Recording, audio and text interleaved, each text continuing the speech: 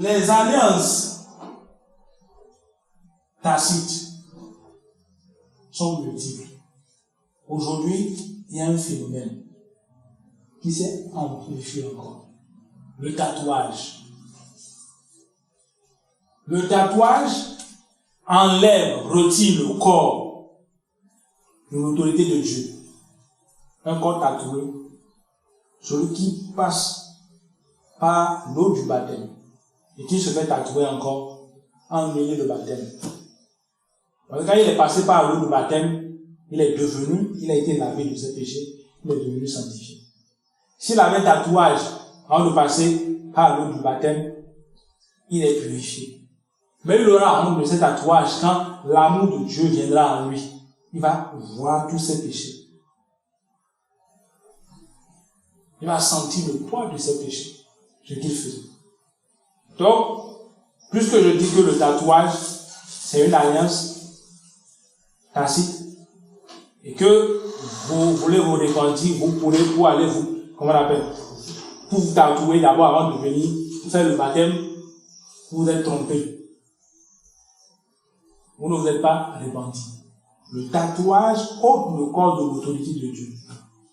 Ceux qu'on tatouait, on a tatoué le parent qui était esclave. Quand on les tatoue, chaque propriétaire d'esclave le tatoue pour dire aux autres esclavagistes, celui-là m'appartient. Et puisqu'il lui appartient, les autres ne peuvent pas. Ce n'est plus un homme indépendant. Il est devenu la propriété de quelqu'un. Le tatouage fait de vous la propriété de quelqu'un, d'un esprit ou de quelque chose. Et on va jusqu'à tatouer les fleurs sur le corps. Ça, c'est même bon. On tatoue même, on écrit le nom de la femme sur le corps. Elle dit que la femme t'appartient et toi tu tatoues. Tu mets maintenant ton corps à la disposition de la femme. Elle dit que tu te fais maintenant la propriété de la femme. La femme fait partie de l'homme. Maintenant, l'homme, à cause de l'amour charnel qu'il éprouve pour la femme, il se rend maintenant propriété de la femme, en tatouant le nom de la femme sur son corps. Mais le jour où la femme le quitte, il demeure la propriété de la femme. Non, c'est malheureux. Et il faut que le sanctifié sache cela. Tous ceux qui viennent à Jésus appartiennent à Jésus. Et en aucun cas ne doivent être dans une alliance quelconque qui les retire encore de l'autorité de Jésus, qui annule la sanctification qu'ils avaient reçue. Mon peuple périt faute de connaissance. Il a dit mon peuple, il n'a pas dit peuple d'autrui.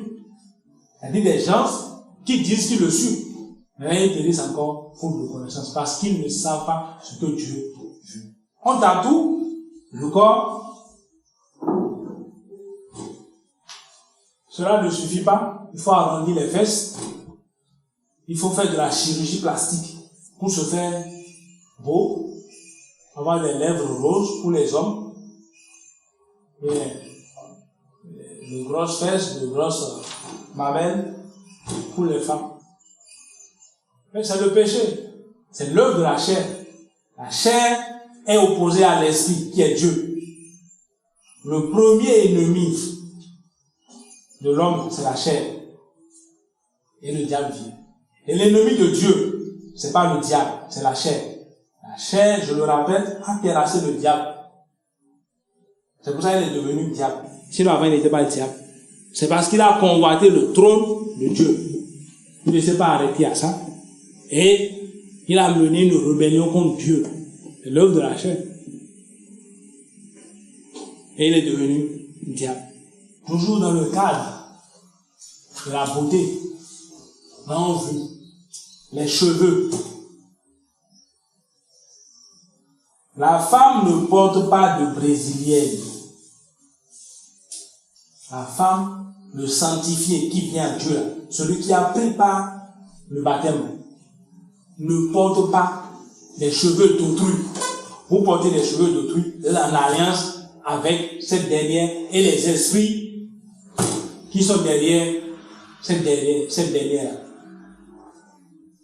Aucun être humain normal ne vend ses cheveux. Et aucun autre être humain normal n'achète cheveux d'autrui. Ça, c'est sorcellerie. On ne prend pas son argent pour acheter la mort. La femme ne porte pas les cheveux d'autrui. La femme ne se coiffe pas comme l'homme. Et l'homme ne se rase pas la tête. Et l'homme ne porte pas des cheveux rasta ou bien reste n'importe comment. L'homme ne fait pas ça. Si vous êtes un sanctifié, vous avez pris par le baptême et que vous faites ça, vous savez que vous pouvez retourner à vos péchés. C'est beau, mais c'est beau pour les yeux de la chair. Et quand vous faites ça, vous évoquez Jésus, c'est un faux problème. Vous faites juste comme Caïn. Pour ceux qui me disent Seigneur, Seigneur, n'entreront pas dans le royaume des cieux. Ce n'est pas eux tous. C'est seulement ceux-là qui font la volonté de mon Père qui est dans les cieux. Donc vous dites Seigneur, Seigneur. Et vous faites le contraire de ce qu'il dit. Ce n'est pas possible. Les alliances tacites, le mariage de la chair, le mariage de ce monde, où on fait alliance avec la femme. Nos ancêtres s'étaient mariés, mais ils n'ont jamais fait alliance avec la femme. Nos ancêtres s'étaient mariés, mais ils n'ont jamais fait alliance avec la femme. Parce que vous ne pouvez pas faire alliance avec ce qui fait partie de vous. Quand vous faites alliance avec ce qui fait partie de vous, ça veut dire que vous donnez l'indépendance, une autonomie à ce qui fait partie de vous, en faisant alliance avec vous. Donc, en faisant alliance à la femme, c'est que vous rendez la femme indépendante. Vous lui donnez le statut d'homme. Et puisqu'il a le statut d'homme, et que l'homme ressemble à Dieu qui l'a créé, elle peut maintenant vous dire désormais là que Dieu peut faire alliance avec la femme. Alors que Dieu ne fait pas alliance avec la femme. Dieu n'envoie jamais une femme conduire son troupeau. Jamais. Est-ce que vous avez jamais vu une femme perdre les troupeaux? Vous n'avez jamais vu une femme derrière son mari en train de faire troupeau? Jamais. Donc, en faisant alliance avec la femme, on pêche contre soi-même. Et ce qui est terrible, c'est qu'on ne prend même pas exemple sur ce qui est même dans le physique ici. Quand le colon donne l'indépendance à la colonie, est-ce qu'il peut encore venir violer, se promener, se balader sur le territoire de l'ex-colonie? La colonie a acquis un d'état souverain, si je peux m'exprimer ici. Il a acquis maintenant la souveraineté. Elle a acquis maintenant la souveraineté. Et au rang international, au plan international, à même rang que l'ex-colonisateur. Le colonisateur va venir encore violer. Maintenant, on fait alliance avec la femme. Quand on fait alliance avec la femme, en temps normal, on ne devait plus coucher avec elle. Là, on viole tous les espaces possibles qu'elle a. Pour dire qu'on aime la femme. L'Écriture recommande à l'homme d'aimer sa femme, mais jamais de faire alliance avec la femme. Ce monde vit selon la chair, mais le sanctifié ne peut pas vivre selon la chair. Vous voulez vivre, vous vivez selon l'amour de Dieu. Au cas contraire, vous êtes dans le monde et vous êtes du monde. Parce que celui qui vit selon l'amour de Dieu ne vit pas, n'est pas du monde, il ne vit pas selon le monde. Se dit sanctifié et lever le doigt vers le ciel. Quand vous dites sanctifié, vous levez les mains vers Dieu quand vous voulez prier Dieu. Autrement dit, vous êtes en alliance tacite avec un esprit que vous ne connaissez pas. Parce que nulle part dans les Écritures, on ne lève le doigt vers Dieu, on lève la main vers Dieu pour prier le Dieu créateur des cieux et de la terre. Donc celui qui lève ses doigts, lui seul sait ce qu'il est en train de faire. En tout cas, ce n'est pas le Seigneur Jésus qui l'invoque. C'est autre chose qu'il fait. Et ce qu'on voit, l'amour, ne vient pas de Dieu, ça vient de la chair. Et est fouetté par le diable. Pour que les hommes pêchent comme Dieu. Alliance tacite, l'incinération. On ne brûle pas le corps du monde. Quelqu'un qui meurt, un sanctifié qui meurt, on ne le brûle pas. Si un païen fait, il veut aller au Valhalla, laissez-le aller au Valhalla. Vous n'êtes pas tenu,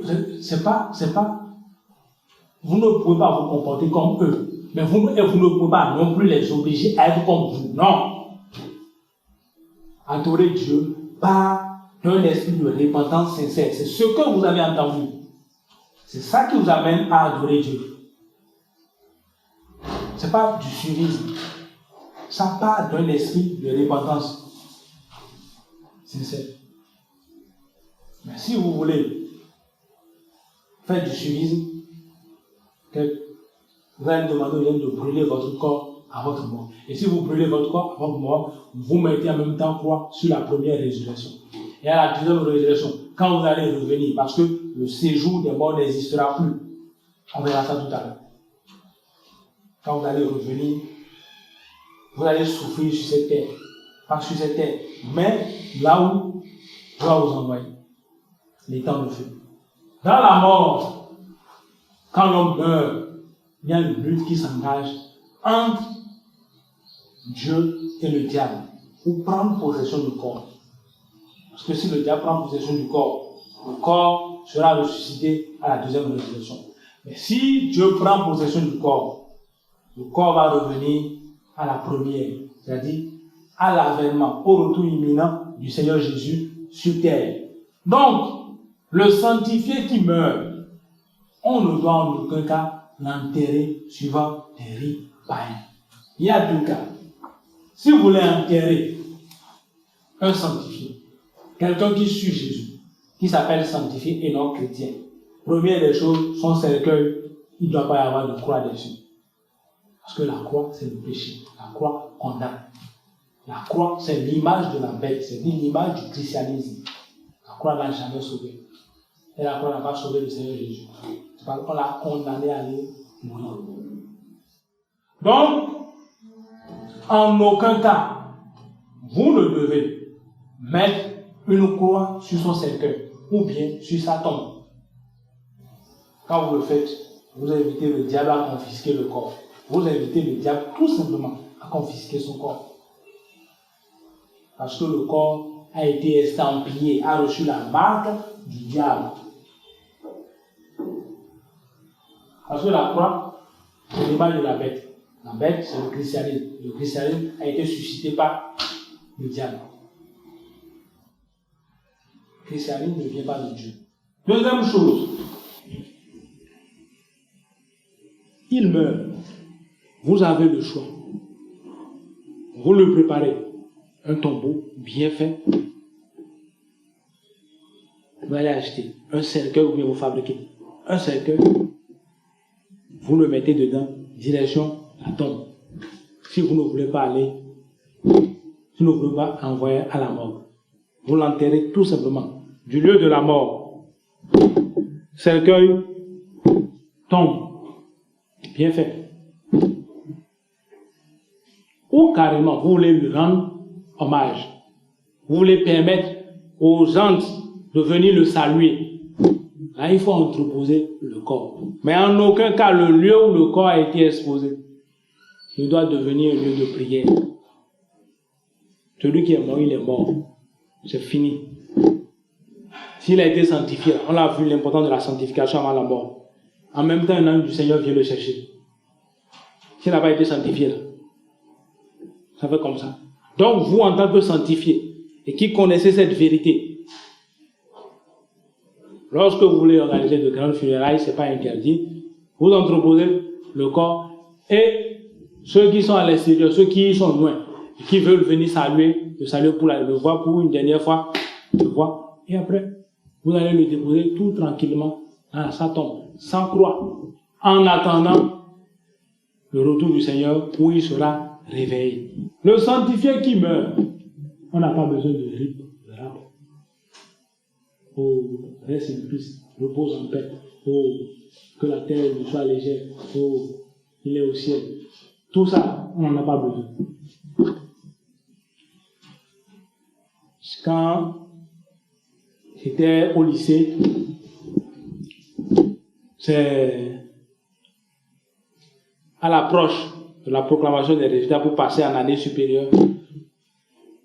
C'est ceux qui ne sont pas confiants qu'ils allaient passer, qui commencent à prier pour dire, oh, racheter 9,99, racheter 9,58, oh, s'il peut, c'est ça. Les RIP, tout ça là, ça conduit. C'est que vous-même, vous n'êtes même pas certain de votre état de sanctification, parce que Dieu, lui, ne prend pas le péché. Donc, vous commencez par chanter, RIP, oh, vous apitoyez pour espérer que l'âme du défunt descende au paradis. C'est pas possible. Et le comble, c'est que vous ne savez même pas si il va descendre sous terre ou bien il va monter. Il y a toutes sortes de formules qui se mélangent. Non, ce n'est pas le cas. Celui qui meurt, vous présentez des condoléances à sa famille. Ah, les condoléances les plus attristées. Que Dieu vous console. Ça va l'argent. Ne commencez pas à dire RIP. Vous qui avez la vérité de Dieu, vous commencez à dire RIP. Vous êtes trompé de chemin. Parce qu'on l'a vu. Vous savez même que le gars, c'est un grand pécheur. Vous êtes même convaincu que c'est un grand pécheur. Et vous tombez dans le piège dans lequel quand quelqu'un meurt, on ne sait pas là où il va. Non, vous êtes trompé. C'est-à-dire que vous-même là, vous n'êtes pas certain de votre état de sanctification. Et que vous partagez. Bon, si on fait ça, ça va marcher. C'est pas le cas. Que Dieu nous aide. Enfin, la mort, c'est comme une retraite. La mort, là, ce n'est encore rien. Le paradis et les ténèbres ne sont encore rien comparé à l'étang de feu ou au troisième monde. Celui qui meurt, c'est une retraite qu'il a préparée. Il a préparé une retraite dont il a joui au séjour des morts. Donc, si au lieu d'économiser pour bien vivre pendant sa retraite, il gaspille tout, il descend là-bas, il va souffrir. Parce que s'il a gaspillé, c'est qu'il est dans le péché. S'il s'est réservé, il s'est gardé pour Dieu, il descend là-bas, il est dans la joie. Donc, que chacun fasse son choix. Comme je le dis, ce n'est pas une obligation. Dieu ne force personne à l'adorer. Si vous voulez suivre sa voie, vous suivez. Si vous ne voulez pas suivre, ne suivez pas. Mais ne vous trompez pas en vous adonnant à des traditions qui vous éloignent encore plus de Dieu. Merci. Maintenant, nous allons voir le paradis. Le paradis. À côté, on va mettre le ciel. D'emblée, je vous le dis en même temps, le paradis est différent du ciel. Le paradis, c'est sous terre.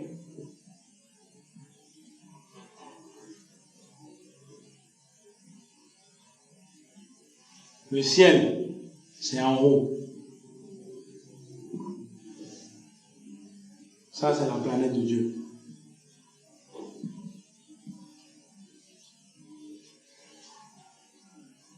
D'accord?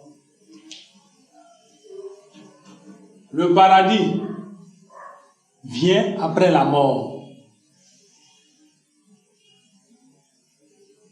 Le paradis vient après la mort.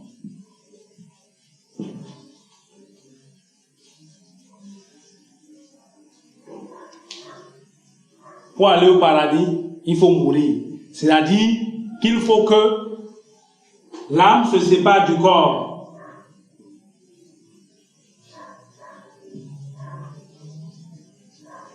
Tant que l'âme n'est pas séparée du corps, vous ne pouvez pas aller au paradis. Donc le paradis, c'est pour les morts. La mort précède le paradis. Ou le contraire du paradis, c'est-à-dire les ténèbres. Les deux sont appelés le séjour des morts.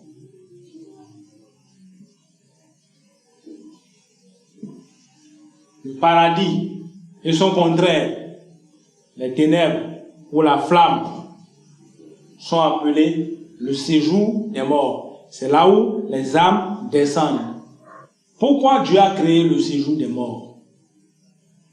Dieu a créé le séjour des morts à cause de la méchanceté des hommes sur cette terre. Donc, il a mis une limite d'âge. Et à cette limite d'âge, il a créé la mort, qui est un ange, et le séjour des morts, qui est la maison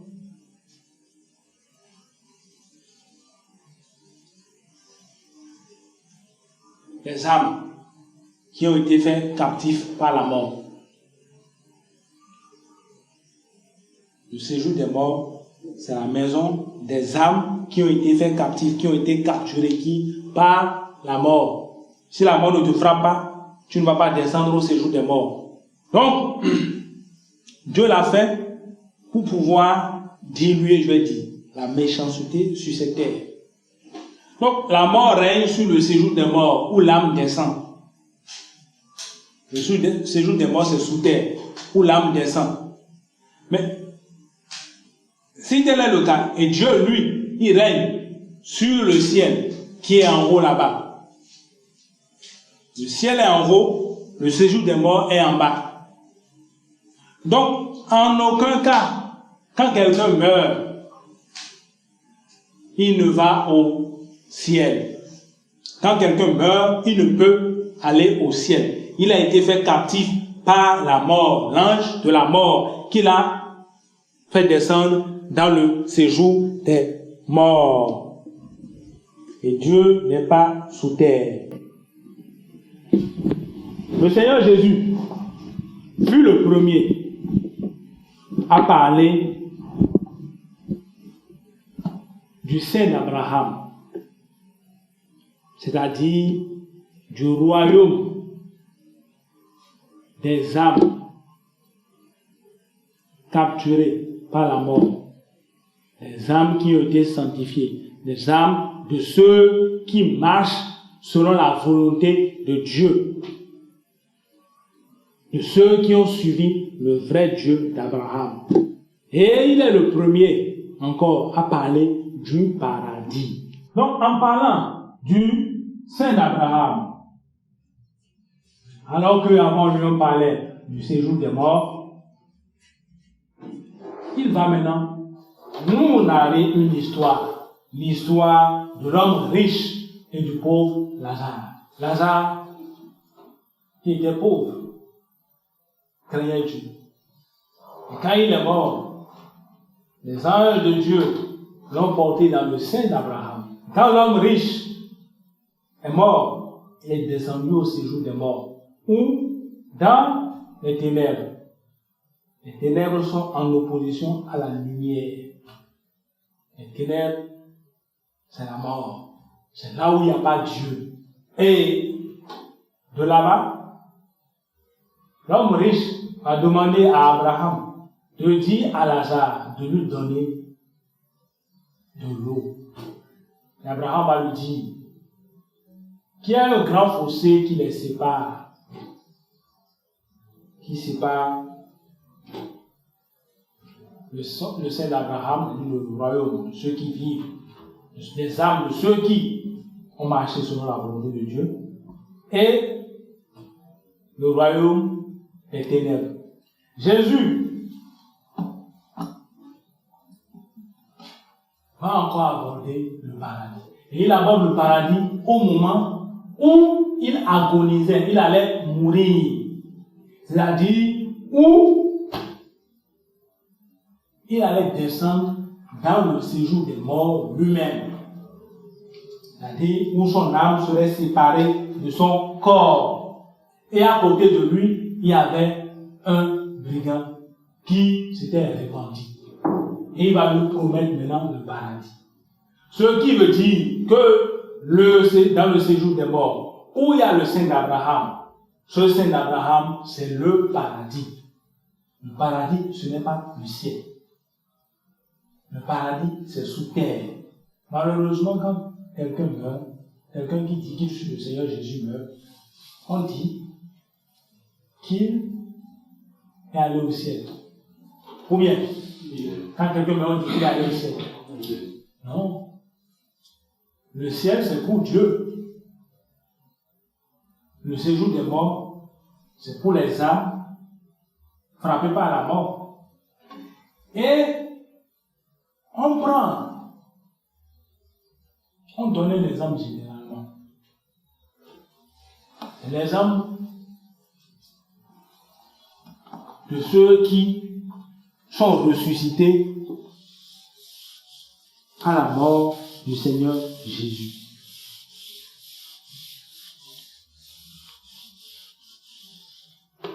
À la mort du Seigneur Jésus, il y a eu un grand tremblement. Et ce tremblement de terre, à travers ce tremblement, Dieu a ressuscité les captifs de la mort, les sanctifiés qui étaient captifs de la mort, qui étaient dans le sein d'Abraham, autrement dit dans le paradis, où Dieu allait introduire le brigand à sa droite. Les âmes, Dieu a réveillé ceux qui avaient été ensevelis dans des tombes, ceux qui ont été enterrés.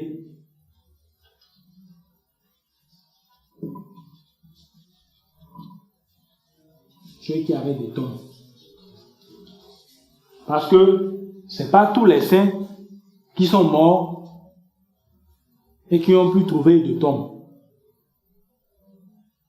Pour ressusciter quelqu'un, il faut que la personne ait un corps. C'est pour ça que c'est important de bien enterrer la personne. Quand quelqu'un meurt, on ne le brûle pas. Donc il y avait des saints qui n'étaient pas, qui à leur mort, et on les a tués. On les a donnés en pâturage aux animaux, aux lions et autres. On les a brûlés. Ceux-là, ils n'étaient pas ressuscités à ce tremblement de terre. Mais ils vont revenir à la première résurrection. Parce que le Dieu qui les a créés va leur donner un nouveau corps. Ouais, maintenant. Donc, ceux-là, quand ils sont ressuscités, ils sont montés. Pourquoi ils sont montés?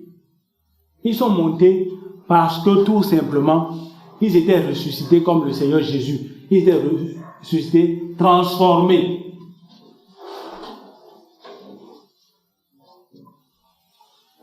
Ils étaient ressuscités, transformés. C'est-à-dire, ils avaient notre corps, on pouvait les toucher. D'accord? Mais c'est en fait un corps d'ange. Un corps qui peut voler. Et l'Écriture dira que le Seigneur Jésus, les disciples étaient réunis et il vient, il descend au milieu d'eux, à sa résurrection. Il descend au milieu d'eux. Le jour où il est venu et Thomas était là, il est descendu au milieu d'eux. Les portes étaient fermées. Il n'a pas pris par la porte. Et si un ange vient ici maintenant là, on peut toucher l'ange. Parce que l'ange, il a un corps. Mais ce corps lui permet de pouvoir faire des choses qui sont au-delà de l'entendement humain. Il peut rentrer dans le par le mur, et sortir par là-bas. Ce que nous, on ne peut pas faire. Donc, ces gens étaient ressuscités, transformés. Et ils sont montés dans les cieux. Pas au ciel de Dieu. Il y a le ciel de Dieu. Et il y a les cieux. Les cieux constituent, il y a plusieurs cieux. Les cieux constituent un ensemble de planètes, un système de planètes. Quand on va étudier la création de l'univers, on va voir ça. Les cieux constituent un système de planètes, comme notre système solaire. Donc, pour venir ici, il faut que Dieu vous appelle Allah. Il faut jouir d'une très très très sainte sanctification, une sanctification proche de celle de Dieu, pour ne pas être brûlé. Sinon, la gloire de Dieu va vous brûler. Vous ne pouvez pas être là.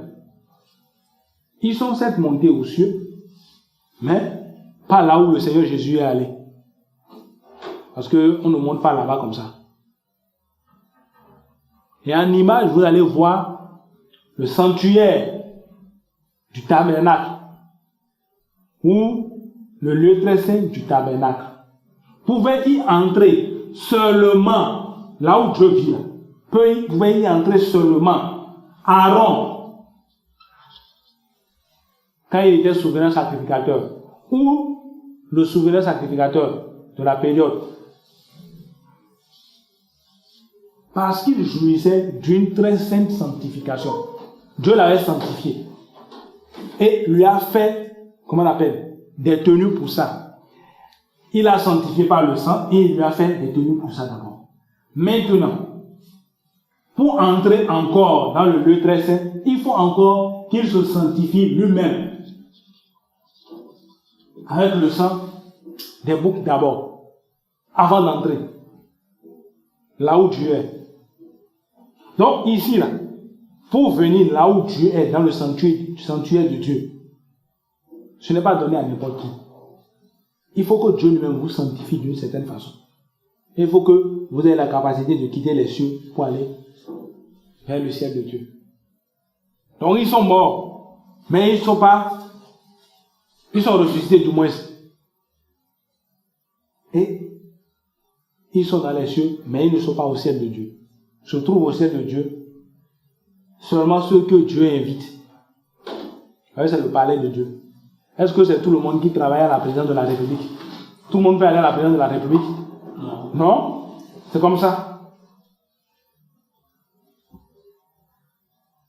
Tout le monde ne peut pas aller là-bas.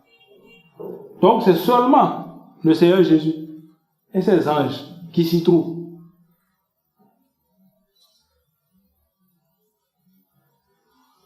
Et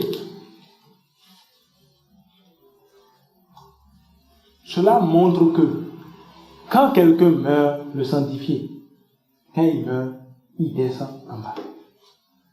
Mais pour monter au ciel de Dieu, il faut avoir un corps transformé, un corps d'ange, un corps capable de se soulever tout seul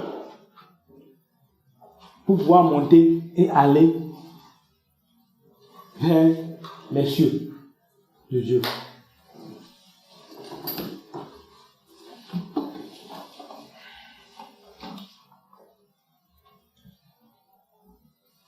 Donc, le Seigneur Jésus, on l'a vu, quand il est ressuscité avec un corps d'ange avant de monter.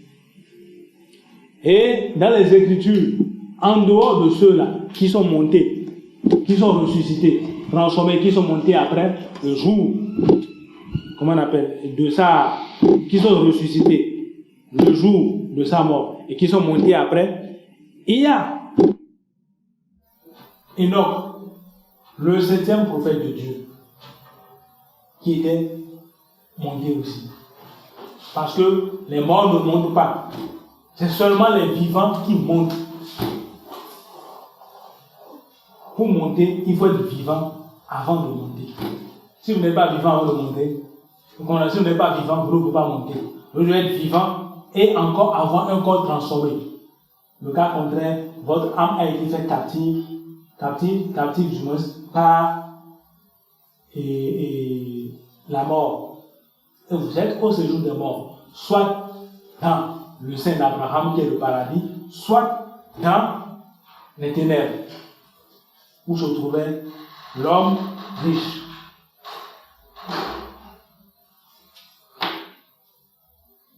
Dernier point. Le diable ressuscite. Il a cette capacité de ressusciter. Mais il n'a pas la capacité de transformer, de donner un corps d'ange pour faire monter quelqu'un ou d'apaiser l'esprit de la personne. Quand Jésus a ressuscité Lazare, pour la jeune fille de 12 ans, on n'a jamais entendu qu'ils étaient devenus fous. Quand Dieu vous fait sa grâce, nous accorde sa grâce, ce n'est pas suivi de conséquences. On dit, c'est seulement les bénédictions de l'Éternel qui enrichissent et ne sont pas suivies de chagrin. On entend des histoires où des gens seraient revenus à la vie et seraient en train de crier Jésus de Nazareth, Jésus-Christ de Nazareth, Jésus-Christ de Nazareth. Jésus-Christ de Nazareth. Voilà, il a dit ici, en faisant la différence entre Jésus-Christ, Jésus de Nazareth et Jésus-Christ de Nazareth. Jésus-Christ de Nazareth, c'est l'usurpateur, c'est le diable. Et les morts ne reviennent pas du séjour des morts pour prêcher la parole de Dieu aux vivants. Quand quelqu'un quitte le séjour des morts qui est sous terre, et il vient sous terre, et qu'on va dire Jésus-Christ de Nazareth, c'est un message qu'il est en train d'envoyer aux gens. Alors que les morts ne quittent pas le séjour des morts pour revenir à la vie, prêcher l'évangile à qui que ce soit. Et Abraham l'a dit à l'homme riche. Il lui a dit qu'il ne peut pas envoyer Lazare vers ses frères. Qu'il y a Moïse et les prophètes qui sont là-bas. S'il n'arrive pas à écouter ce que les prophètes disent, ce n'est pas un mort qui ira le convaincre. Dieu n'envoie jamais le mort vers les vivants pour y enseigner leur parole. Ce n'est pas possible. Dieu n'est pas le Dieu des morts.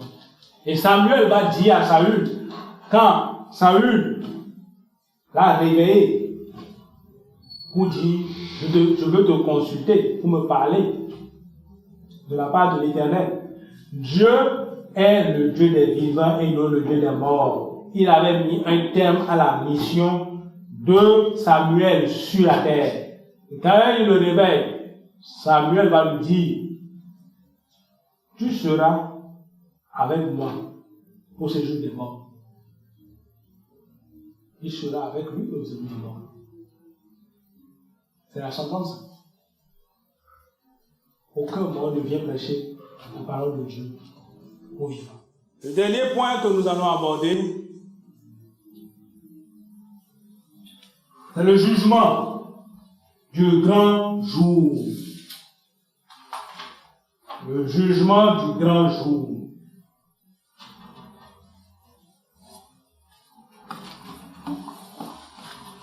C'est quoi le jugement du grand jour?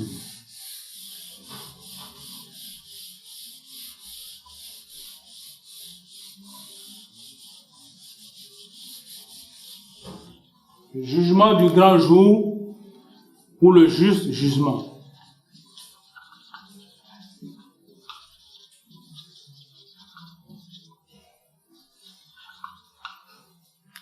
Le jugement du grand jour.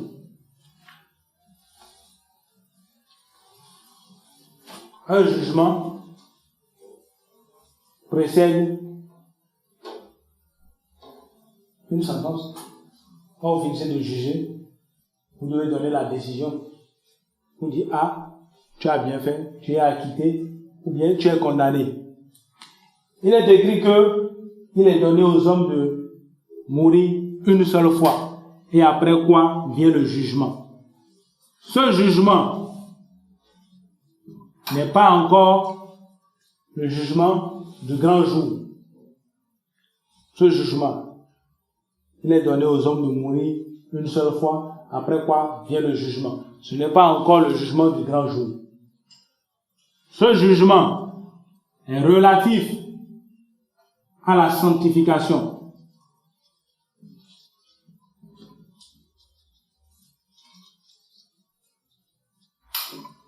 De celui qui vient de mourir.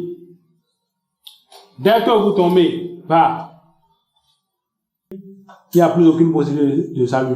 Donc, dès que vous tombez, vous avez soit un ange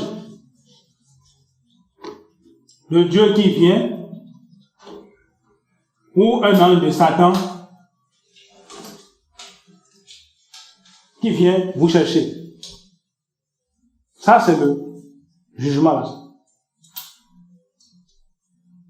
Et c'est différent du jugement du grand jour, à ne pas se tromper. Et ce jugement, si c'est un ange de Dieu qui vient vous chercher, cela veut dire que vous êtes forcément sanctifié et vous introduit dans le paradis. Si c'est un ange de Satan, vous allez en même temps dans les ténèbres ou la flamme. Le jugement du grand jour, c'est quoi?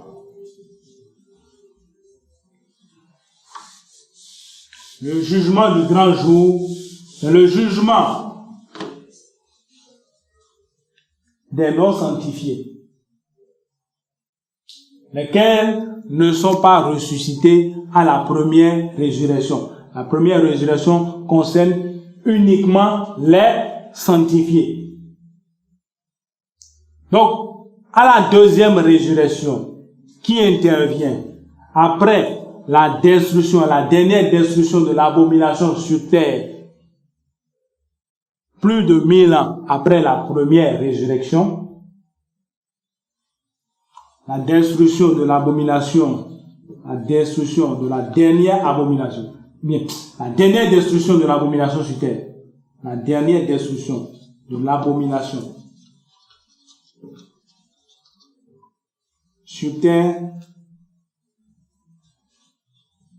précède le jugement du grand jour.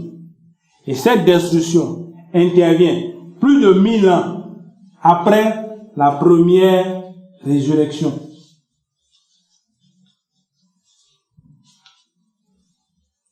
Plus de 1000 ans après la première résurrection. Donc, quand Dieu va finir de détruire l'abomination, afin de donner naissance à la troisième terre,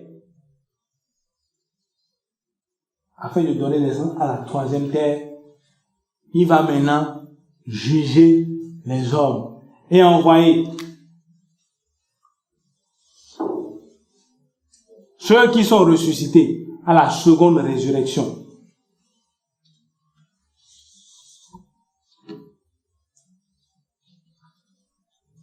Ceux-là qui sont ressuscités à la seconde résurrection, ce sont eux qui seront jugés. Parce que à la première résurrection,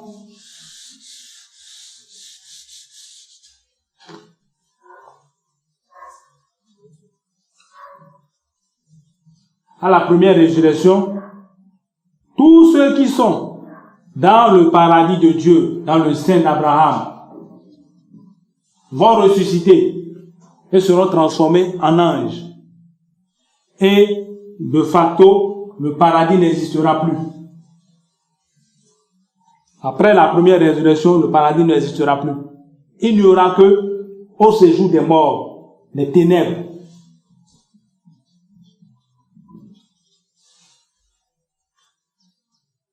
Et je profite en même temps pour dire que lorsque le Christ va revenir, il va prendre ces vierges, les vierges sages qui marchent selon la vérité, et fermer la porte aux vierges folles.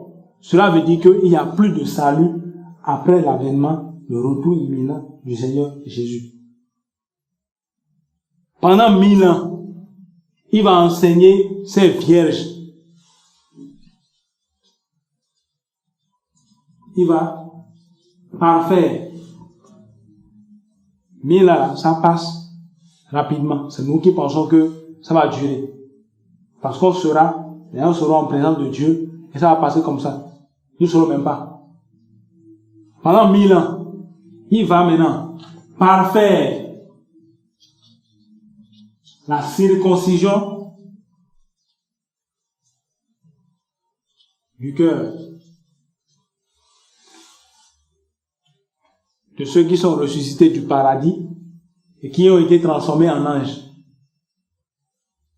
et qui n'iront pas au ciel. Ils ne vont pas au ciel. Ils vont juste rencontrer le Seigneur dans les airs. Et après cela, le Seigneur va les amener quelque part sur cette terre où il va sanctifier. Ce sera sur la terre, il va sanctifier. Donc, ils seront quelque part sur terre là et seront sanctifiés. Et après les 1000 ans, le Seigneur Jésus va remonter dans son ciel. En remontant dans son ciel, il va libérer maintenant le diable qu'il avait enchaîné et enfermé dans la Bible, dans les cieux. Parce que le diable n'est pas encore sur terre. On va voir l'enseignement après. Le diable n'est pas encore sur terre. Donc, il va le libérer. Il va maintenant libérer le diable et aller encore s'asseoir sur son trône. Ensuite, l'ange Michel va venir maintenant combattre le diable pour le déloger du ciel. Du ciel, des cieux. Il va le déloger des cieux. Et le renvoyer et l'envoyer maintenant sur terre. Sur terre où désormais il y a deux camps. Il y a le camp des saints et il y a le camp des non sanctifiés. Il y a les saints là. Et là, il y a les non sanctifiés.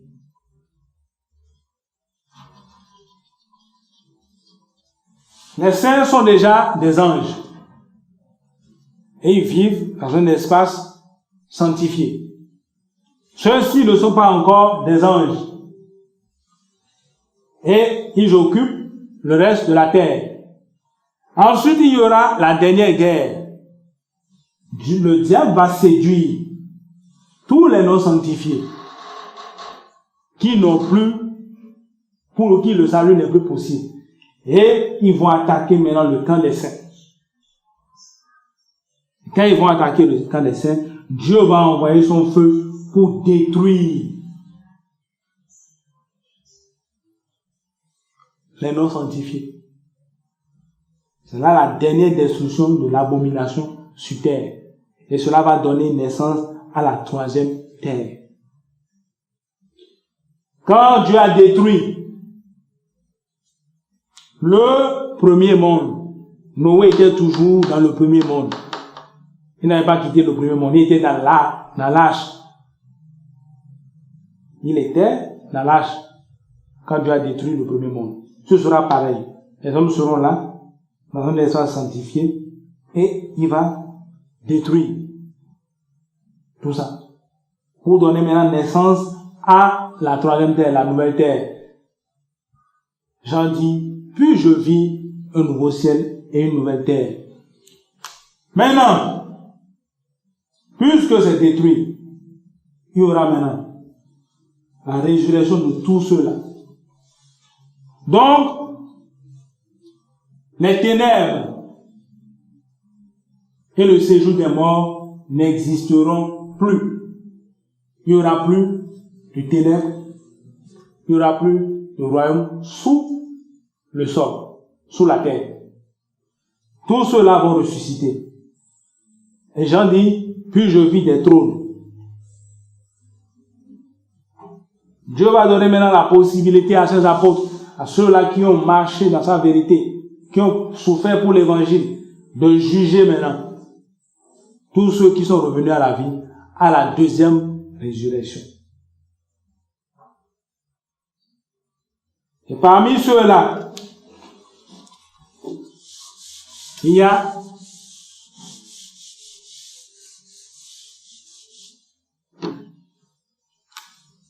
des pécheurs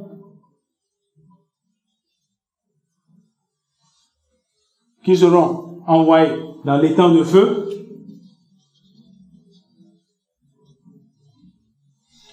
Et il y a des hommes pieux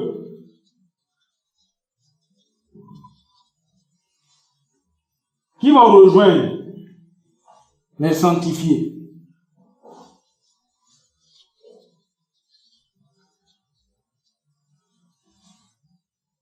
L'étang de feu, c'est une planète très hostile à ce corps.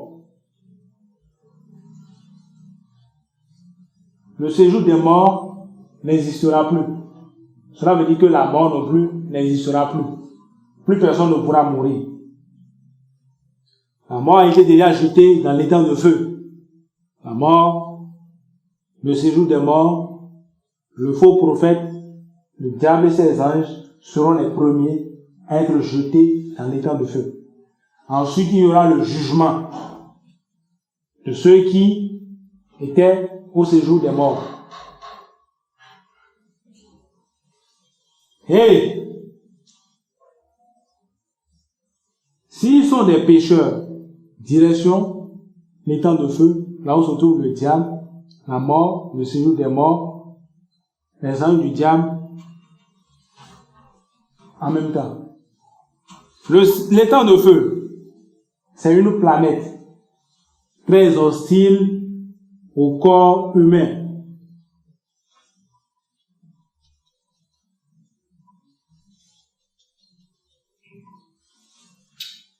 L'homme ne va plus mourir.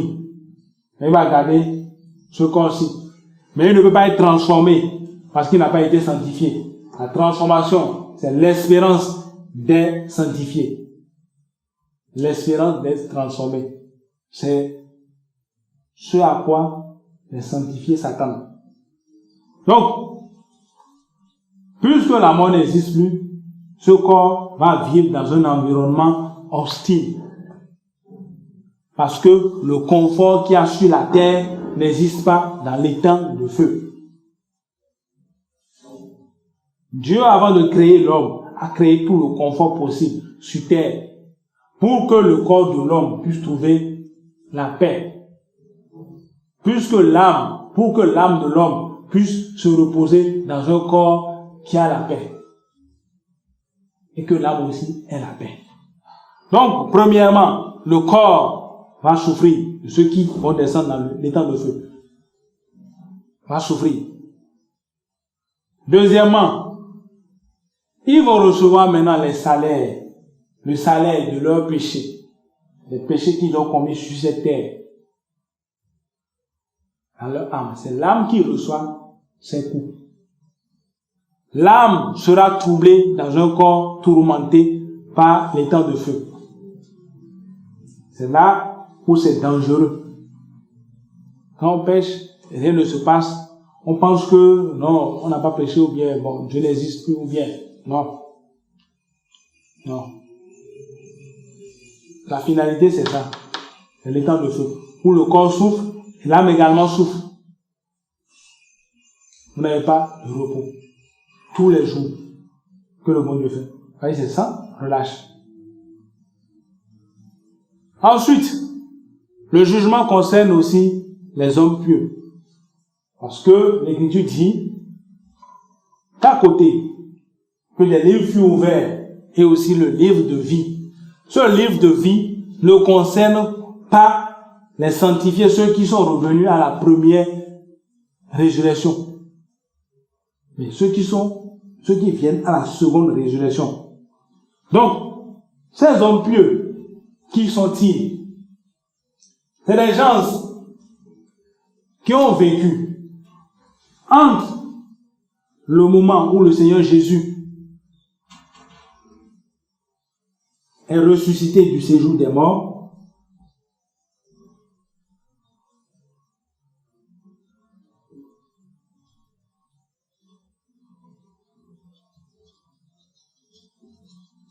ils ont vécu entre cette période-là,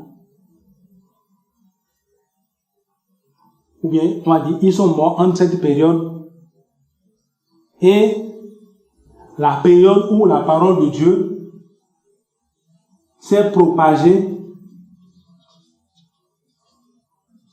dans le monde. C'est-à-dire, ils n'ont pas eu la chance d'entendre que le Seigneur Jésus est Dieu. Parce que si vous n'entendez que Jésus est Dieu et qu'il pardonne les péchés, et que vous êtes, comment on appelle, vous savez que votre âme demande votre Créateur, parce que tout enfant qui naît, tôt ou tard, il va demander son Père. S'il ne connaît pas son Père, tôt ou tard, il va demander son Père. Et l'âme de tout homme réclame le Créateur. L'âme de tout homme, là, à un moment donné, elle a besoin de se sentir en communion avec son Créateur. Et que vous n'avez pas cherché le Créateur.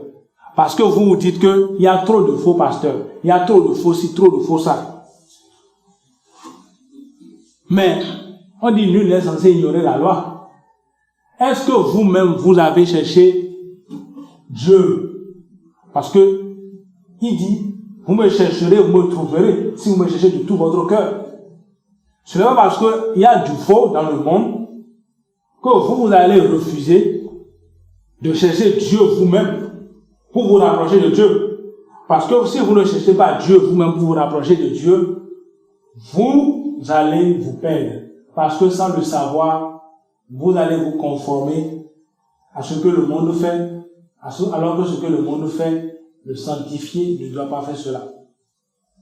Donc, vous vous mettez en déphasage avec la vérité de Dieu. Donc, si vous savez que vous n'êtes pas en accord avec Dieu, et que vous savez qu'il y a un Dieu, vous avez l'obligation de le chercher, et non de vous conformer à ce que les gens vous enseignent, et que vous savez que c'est faux. Mais vous persévérez dans ça parce que vous dites, bon, j'irai où? Non, allez vers lui. Allez vers lui. Et il va vous montrer quelle est sa vérité. Et vous n'avez pas le devoir de vous retirer pour dire, bon, comme c'est du faux là, je ne veux plus rien entendre. Si vous faites ça, vous irez là. Parce que vous allez mourir pécheur. C'est-à-dire, non, moi je cherche juste la paix du cœur. Est-ce que la paix du cœur équivaut au salut? La paix du cœur n'équivaut pas au salut. Celui qui n'a pas de problème avec quelqu'un, il a la paix du cœur. Ou bien? Bon, maintenant, si même, et si il veut, comment on appelle, c'est à cause des problèmes là, dans son environnement là, il quitte son pays pour aller ailleurs. Il aura la paix du cœur parce qu'il n'est plus en contact avec les gens. Si vous êtes en location par exemple, et que tous les jours, quelqu'un vous cherche querelle, vous n'arrivez pas à vous reposer à cause de lui, que vous quittez la location là pour aller loin, vous allez trouver la paix du cœur. Ou bien, si vous ne voyez plus celui qui est votre problème, vous allez trouver la paix du cœur. La paix du cœur n'équivaut pas au salut. C'est-à-dire que si vous dites, moi c'est la paix du cœur, j'ai la paix du cœur. Bon. Vous aurez la paix du cœur, mais vous n'aurez pas la sanctification. Vous n'aurez pas la sanctification. Moi, je ne veux pas problème de quelqu'un. C'est ça, moi. Je ne veux pas problème de quelqu'un. Là où je suis maintenant, là, c'est bien bon. Et j'ai appris aussi que quand on prie beaucoup aussi, le diable vient vous déranger. Moi, je ne veux pas problème de diable. Je suis tranquille dans mon coin. Non. La prière, c'est le maintien dans la sanctification. Ce n'est pas un de crier boum, boum, boum, boum, boum, non. Donc, il est important de se maintenir dans la sanctification afin de ne pas venir au jugement du grand jour. Parce que le jugement du grand jour sera terrible. Je dis, le corps va dans un milieu hostile. Quand vous êtes malade, vous avez plaie, vous avez des trucs partout sur le corps. Vous n'êtes pas, votre âme n'est pas à l'aise. Vous-même, vous n'êtes pas à l'aise. Vous n'êtes pas tranquillisé. Maintenant, le corps souffre dans un milieu hostile. Une souffrance sans fin. Et vous ne pouvez pas mourir parce que la mort a été genre, il a tué. Et que la mort, on a retiré ses pouvoirs. Il n'y a plus de séjour de mort. Maintenant, on vous punit. Et que vous recevez les conséquences de ce que vous avez fait. C'est que votre âme prend ça.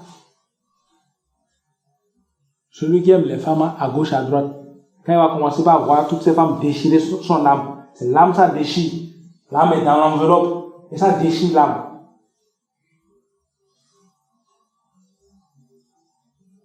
Celui qui vole, quand il va, tous les jours, c'est que toutes les scènes de vol qu'il a commises, quand il sera en train de recevoir ça, dans son âme, il va comprendre. Donc, ce n'est pas compliqué. Pour marcher dans la sanctification, il faut passer par le baptême. Après le baptême, il faut demander à Dieu de vous remplir de son amour. C'est le premier don que le Saint-Esprit donne. Et l'amour de Dieu va circoncire votre cœur. Et aisément, vous allez éviter les pièges du diable, les pièges de la chair.